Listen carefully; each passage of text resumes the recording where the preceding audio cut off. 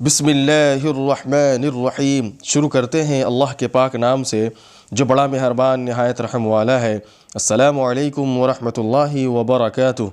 अंग्रेज़ी सीखने के ख्वाहिशमंद हज़रात व ख़वातीन, जैसा कि आपको मालूम है कि मेरा क्लास स्पोकन इंग्लिश का चलता है, तो आज मैं स्पोकन इंग्लिश का लेसन नंबर 13 यानी कि सबक नंबर 13 को लेकर हाज़िर हुआ हूँ। आपको मालूम है कि पिछले कई असबाक़ से मेरी वीडियो इंट्रोगेटिव सेंटेंसेस के सिलसिले में आ रही है। आज उसका पार्ट नंबर 6 यानी कि जुज़ नंबर 6 को लेकर हाज़िर हुआ हूँ।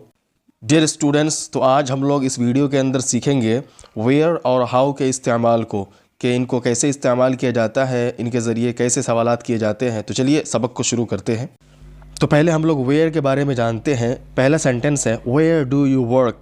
वेयर डू यू वर्क, आप कहाँ काम करते हैं। वेयर डू यू वर्क, आप कहाँ काम करते हैं। जवाब है I work in a government office. I work in a government office.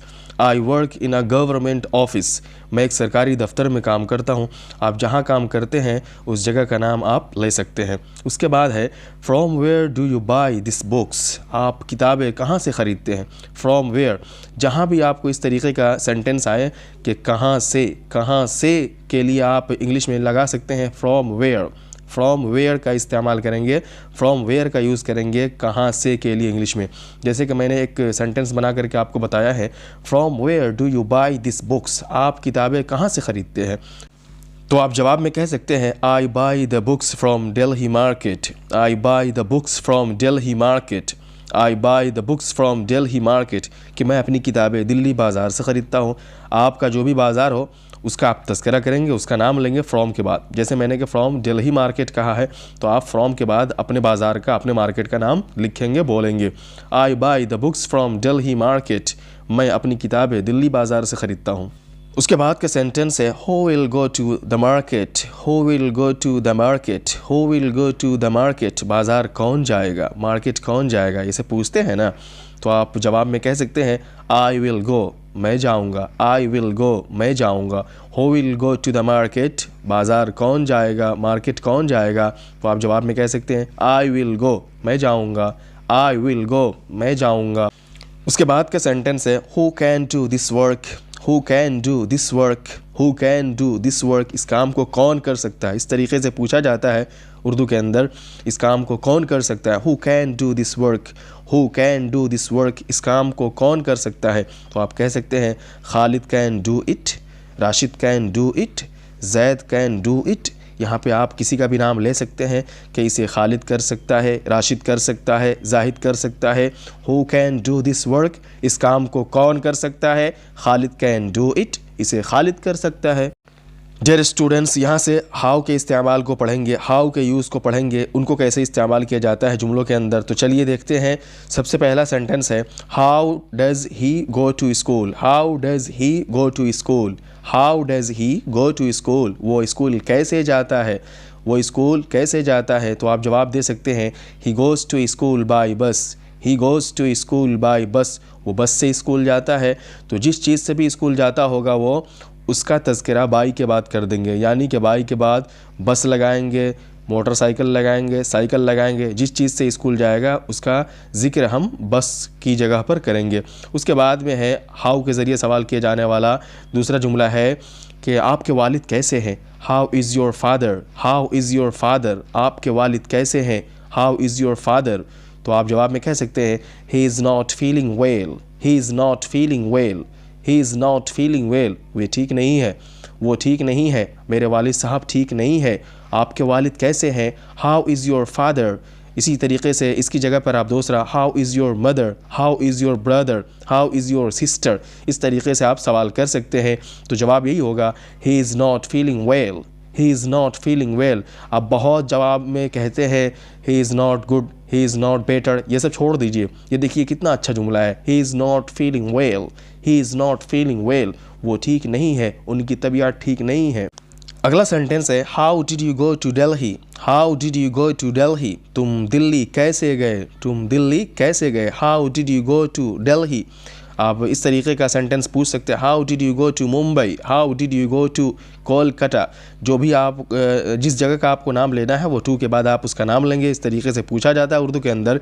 How did you go to Delhi, how did you go to Mumbai, how did you go to Kolkata. तो आप जवाब में कहते हैं, मैंने एक सेंटेंस बना करके आपको बताया है, I went to Delhi by train, I went to Delhi by train, I went to Delhi by train. मैं दिल्ली ट्रेन से गया। तो जिस चीज़ से आप जाएंगे उसको आप बाई के बाद लगा देंगे। ट्रेन हो, प्लेन हो या फिर दूसरी चीज़ हो, बस हो, जिस चीज़ से आपको जाना है उसको बाई के बाद लगाना है। By train, by plane, by bus, जो भी हो।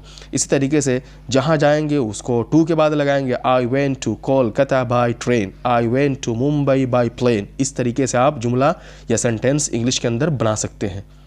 ऐसे ही अगला सेंटेंस है कि तुम दिल्ली गए थे तो वापस कैसे हुए, है ना। कहीं जाते हैं तो वापस भी तो आते हैं। तो उसी तरीके से अगला सेंटेंस आप पूछ सकते हैं कि तुम कैसे वापस हुए, तुम कैसे वापस आए। तो इस तरीके का अगर सेंटेंस आपको पूछना हो इंग्लिश में तो कैसे पूछेंगे। कहते हैं, how did you return, how did you return, how did you return. तुम कैसे वापस हुए, इस तरीके से पूछेंगे। हाउ डिड यू रिटर्न, तुम कैसे वापस हुए। तो जवाब में कहेंगे, आई returned by bus, I returned by train, I returned by plane, I returned by bus, I returned by train, I returned by plane. जो भी आपका रास्ता हो आने का, यानी कि आप या तो ट्रेन से आएंगे या प्लेन से आएंगे या बस से आएंगे, उसको आप जिक्र कर देंगे बाई के बाद। ठीक है, I returned by plane, I returned by bus, I returned by train. इस तरीके से आप जिक्र करके बताएंगे। उसके बाद में आप ये पूछते हैं कि जब आप वहाँ गए थे तो आपकी तबीयत कैसी थी। इस तरीके से आप पूछते हैं। तो अगर ऐसे आपको पूछना हो तो आप कह सकते हैं, how was your health in Mumbai, how was your health in Kolkata, how was your health in Delhi. इस तरीके से आप पूछ सकते हैं कि आपकी तबीयत मुंबई में कैसी थी। How was your health in Mumbai, आपकी तबीयत मुंबई में कैसी थी। जवाब आप देंगे, I was quite fine there, I was quite fine there, I was quite fine there. मैं वहाँ बिल्कुल ठीक ठाक था, मैं वहाँ बिल्कुल अच्छा था, मैं वहाँ तंदुरुस्त था। I was quite fine there. How was your health in Mumbai, how was your health in Mumbai. Mumbai में आपकी तबीयत कैसी थी। I was quite fine there, मैं बिल्कुल ठीक ठाक था। अगला सेंटेंस है उर्दू का कि तुम अपने उस्ताद की नज़र में अच्छे कैसे बनोगे, तुम उनकी नज़र में मकबूल कैसे होगे। इस तरीके का जुमला आप इस्तेमाल करते हैं उर्दू के अंदर। तो अगर आपको इसकी इंग्लिश बनानी हो, इंग्लिश में इस तरह से पूछना हो तो आप कह सकते हैं, how will you favour of your teacher, how will you favour of your teacher, how will you favour of your teacher. तुम अपने उस्ताद की नज़र में अच्छे कैसे बनोगे। तो जवाब में कहते हैं कि मैं अच्छा सलूक करूँगा तो अच्छा बन जाऊँगा, मैं अच्छा बर्ताव करूँगा तो अच्छा बन जाऊँगा। तो आप जवाब में इंग्लिश में कह सकते हैं, I will behave well, I will behave well, I will behave well. मैं अच्छा सलूक करूँगा, आई विल बिहेव वेल, मैं अच्छा सलूक करूँगा। ऐसे ही अगला सेंटेंस है, how old is your son, आपके बेटे की उम्र कितनी है। उम्र जानने के लिए इस तरीके से सवाल किया जाता है, जैसे कि how old is your brother, how old is your sister, how old is your son, how old is your father, how old is your mother. यानी कि इस तरीके से आप किसी की उम्र का पता लगा सकते हैं, उम्र के बारे में आप सवाल कर सकते हैं। योर के बाद उनका तस्करा कर देना है। तो जो भी उनकी उम्र होगी उसका यहाँ पे लिखेंगे। जैसे कि मैंने एक सवाल का जवाब दिया है, ही इज़ 12 ईयर्स ओल्ड, वो 12 साल का है। आप जो है 12 की जगह 8, 9, 10, 11 उसके बाद जो भी गिनती है, जो भी नंबर है वो आप लगा सकते हैं। He is 10 years old, he is 8 years old, he is 15 years old. इस तरीके से आप इस सवाल का जवाब दे सकते हैं। अगला सेंटेंस है कि उर्दू में आप इस्तेमाल करते हैं कि उसे किससे मिलना है। Whom does she want to meet, whom does she want to meet, उसे किससे मिलना है। तो आप जवाब में कहते हैं कि उसे अपनी माँ से मिलना है। She wants to meet her mother. ये मैंने अब एक सेंटेंस बनाया है, आप दूसरा सेंटेंस बना सकते हैं कि she wants to meet her brother, she wants to meet her sister. इस तरीके से आप बना सकते हैं। उसके बाद कहते हैं कि आप पूछते हैं, इस मकान का मालिक कौन है। Who is the owner of this house? Who is the owner of this house? इस मकान का मालिक कौन है। तो जवाब देते हैं, it's my father's house, it's my father's house, ये मेरे वालिद साहब का मकान है। इट्स माई फादर्स हाउस, ये मेरे वालिद साहब का मकान है। ऊपर से देख लेते हैं, whom does she want to meet, उसे किससे मिलना है। She wants to meet her mother, उसे अपनी माँ से मिलना है। Who is the owner of this house, इस मकान का मालिक कौन है। इट्स माई फादर्स हाउस, ये मेरे वालिद साहब का मकान है। डियर स्टूडेंट्स, तो यहाँ से सिमिलर साउंडिंग वर्ड्स को यानी कि कुछ हम आवाज़ अल्फाज को बताया जा रहा है। आप ध्यान से सुने। सबसे पहला वर्ड है दिस, दिस, दिस जिसका मीनिंग होता है यह। उसके बाद है हिल, हिल, हिल जिसका मीनिंग होता है पहाड़। उसके बाद है शिप, शिप, शिप जिसका मीनिंग होता है जहाज़। उसके बाद है बिट, बिट, बिट जिसका मीनिंग होता है टुकड़ा। उसके बाद है सिक्स, सिक्स, सिक्स जिसका मीनिंग होता है 6। उसके बाद है मिक्स, मिक्स जिसका मीनिंग होता है मिला हुआ। उसके बाद है पिग, पिग, पिग जिसका मीनिंग होता है सुअर। उसके बाद है पिट, पिट जिसका मीनिंग होता है गड्ढा।